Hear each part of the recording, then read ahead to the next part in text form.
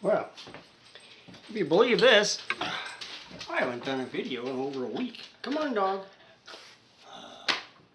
You can come up anytime. Oh, geez, I tell you, he gets lazier all the time. Come on. Oh, what a sweet dog. Oh, oh, oh, oh. All right. What? Don't look at me. Look at the camera. Go over that way. Anyway, it took a while, but this time, I don't know why. Normally, when I put my renewal in for my Federal Firearms collectors and relics license, they get back to me pretty quick, but I guess the Bureau of Alcohol, Tobacco, and Firearms has been a bit backlogged with a lot of stuff. And just today, I finally got it. It's normally supposed to be August 1st, and I set it in like, oh shoot, it was like a month ago. And here, so it's been like 6 weeks or something. But here it is. I finally got it back. And every year, when I apply for this, I still have the same number. You get the same number all the time. It never changes. The only thing that changes is the 3 years you have on your license. And if you haven't had a felony or any of that sort of stuff, and you're old enough, you can get a collectors and relics license. It's actually for collectors of curios and relics. Is actually what it really is. The entire full name. It costs $30 for 3 years. That has never changed. It's always been $30. I've had it renewed twice now, so that's 6 years. So this will go up until 2025. I may not even live that long. I don't know. Depending on how leukemia goes, it's still probably not getting better. It's probably getting worse. I just haven't had another blood test to check it out. But anyway, the thing with the collectors and relics license is, the good thing about it is, if a gun is like 50 years old or older, normally it's anything after 1899 that you can pick up with a collector's and relics license like this. I have lately been buying from International Military Antiques. In fact, I think the last 4 rifles I bought have all been before 1899.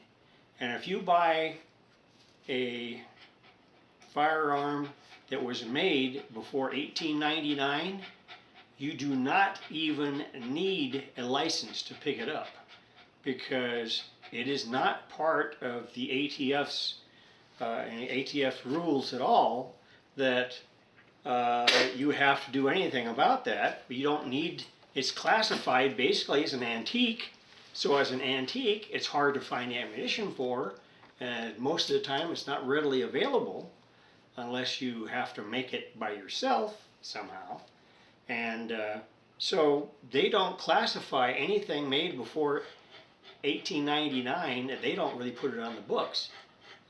So anything I bought that was an antique like that, that doesn't even go on my license. It's only things that are like, 50 years old or older. I mean, I think that's how, as young as I can go back. It can only go back 50 years is the youngest, I think. So you can go back 50 years from today. So you can see how far back that goes. But the only thing about this is, with a Federal Firearms Curios and collector of curios and relics license, with that, you can get these, but the only bad thing is you cannot sell anything you buy. It is basically just for your collection. That is all. You cannot dispose of any of those. You cannot sell any of these. It basically, you have to keep a log of all your firearms, and you have to keep a log of all of them, and they have to be in an area that's readily available that can be looked at either by the local law enforcement or by the Bureau of Alcohol, Tobacco, and Firearms. And you have to have all the paperwork there. But that's really the only paperwork you need is just the log of your the weapons you have bought under your license. Now, modern firearms and that thing, well, it basically that you have to put those down so that you know, in the offhand chance that they are stolen, you have to make sure you have all the serial numbers and everything else written down somewhere so that you know, law enforcement can find them, or you aren't charged with any crime if they're committed. So the thing there also is when you fill out your license form, which you can actually get, actually you can just send an email to the ATF and actually we'll send it to you. But the deal with this is you have to remember also these forms, you don't have to fill out any other form besides this one, but when you fill out the entire questionnaire, that goes to your local law enforcement. Normally it's your local sheriff's department, to the head of the sheriff's department, which is where mine go. You always have to make a copy of your all your form and all that goes to them, so they have it on file for you also, so that they know that there's somebody in their jurisdiction who is storing weapons and are called a collector. So, you know, that way they know and ATF knows, and that's it, you're fine. So I just want to let you guys know that. So I really haven't done anything else. I am going to go ahead and probably do a video on making some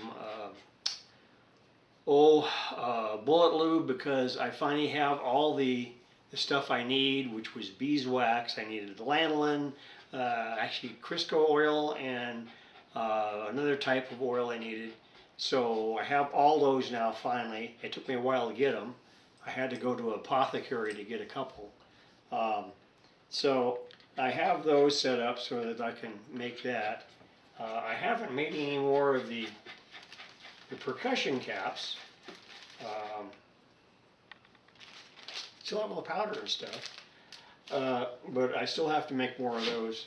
I just haven't had time because I've been running back and been babysitting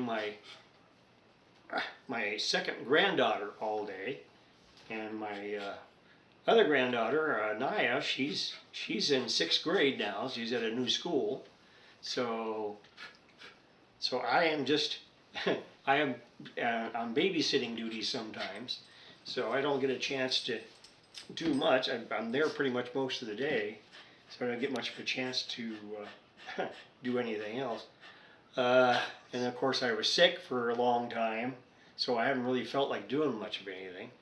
And we're sure still in the 90s here in Nevada, in northern Nevada. It's still something else.